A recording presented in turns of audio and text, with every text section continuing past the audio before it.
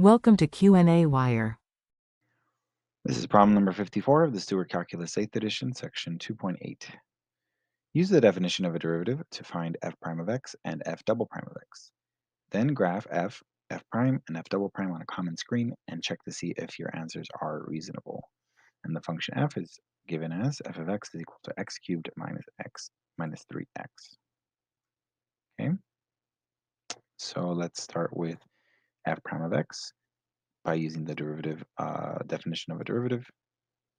F prime of x is given as the limit as h approaches 0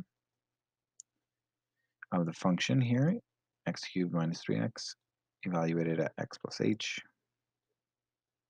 So it's x plus h quantity cubed minus 3 times x plus h. And then we're going to subtract the function x cubed minus 3x. And this is all divided by h. Okay, our next step is to expand the numerator and separate all the terms. X plus h cubed, this binomial cubed, will give us x cubed plus 3x squared h plus 3x h squared plus h cubed. Then we distribute the negative 3 in the next term, negative 3x minus 3h.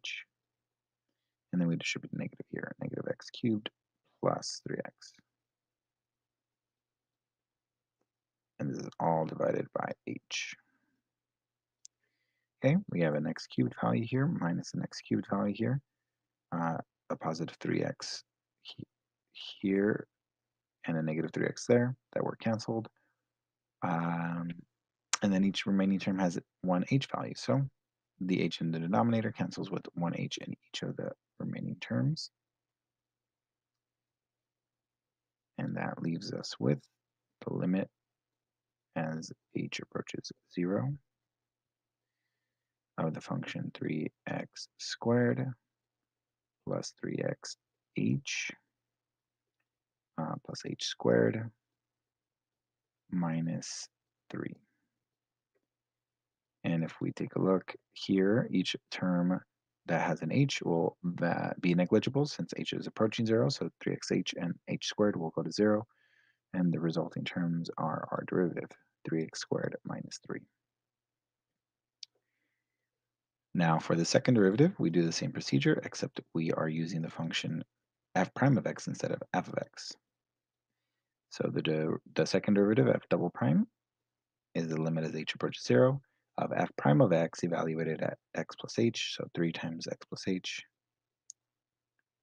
squared minus 3. And then we're subtracting the function minus 3x squared minus 3, all divided by h. Next step is to simplify the numerator. Here's a binomial squared.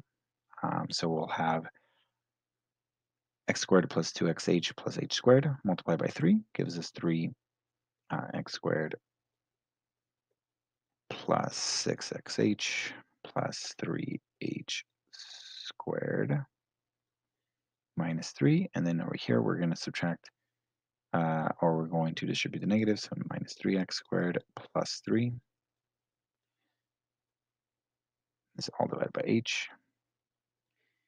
Now we cancel 3x squared with negative 3x squared, and then the negative 3 and the positive 3. And then the h in the denominator cancels out with 1h of each of the remaining terms, leaving us with the limit as h approaches 0 of 6x plus 3h. And as h approaches 0, 3h approaches 0, leaving us with just 6x as our derivative, our second derivative, f double prime of x. So we have determined f prime and f double prime. To recall, f of x is x cubed minus 3x, f prime of x is 3x squared minus 3, and f double prime of x is 6x. So the next part is to graph all three of these and to show that the answers seem reasonable. So the original function f of x is shown in purple, x cubed minus 3x. The derivative of that is 3x squared minus 3, shown in red, and its derivative after that is 6x, which is shown in blue. So the original function in purple is a cubic function. It is increasing up until its maximum point here, meaning that its derivative, which is shown in red, must be all positive, which is true. It then has a derivative of 0, meaning its derivative crosses the x-axis, and then afterwards it's decreasing until its minimum, so it's all negative in that region, followed by, and afterwards it's increasing, which means that its derivative is all positive. So that seems pretty consistent. The derivative f prime in red, it is always decreasing up until its minimum here, and its derivative here in blue is showing just that.